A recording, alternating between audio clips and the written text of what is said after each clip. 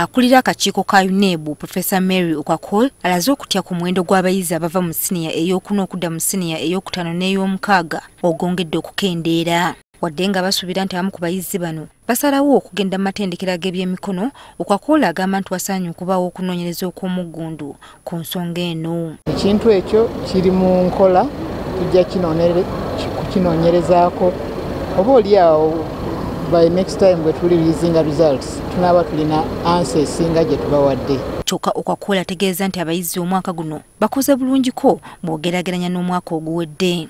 Wadde guli gutyo, omuwandiisi wa UNEB Dan Odongo ategeeza nti wakyaliwo ebintu bingi ebisoomooza abayizi nga bawandiika ebigezo byabwe era ne bibaviirako n'okugwa. Muzimu ku nsonga zaawadde mwe muli ebisomesebwa abayizi obutaggwaayo, abayizi obuteetegeka bulungi, okuddamu ebibuuzo mu ngeri eraga nti tebabitegedde, okunnyonnyola okutamatiza nga baddamu ebibuuzo wamu n'okukwata ebintu obukusu, bwe batyo ne batagaziya ndowooza nga baanukula ebibuuzo. Odongo era ayogedde ne ku nsonga y'okuba nti abayizi bongedde okwebalama amasomo ga ssaayansi ku mutendera guno. Only 30% of the candidates offered mathematics, though this was a pleasant increase from only 22% in 2017.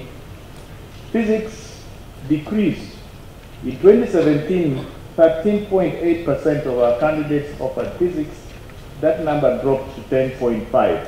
Minisita Omubeezi avunaanyizibwa ku byenjigiriza ebya waggulu Jesse Muyingo asinzidde ku mukolo guno n'ategeeza nga minisitule ye bw'egenda okukola okunoonyereza ku nsonga eziviiriddeko abaana obutafaayo kwettanira amasomo ga ssaayansi.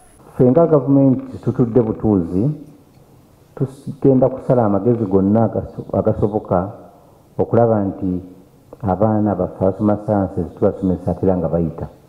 Kyokka Muyingo ategeeza nga gavumenti bw'erina enteekateeka ey'okwongera ku muwendo gw'abasomesa naddala abasomesa amasomo ga ssaayansi. Tugenda kuwandiika abasomesa 1,009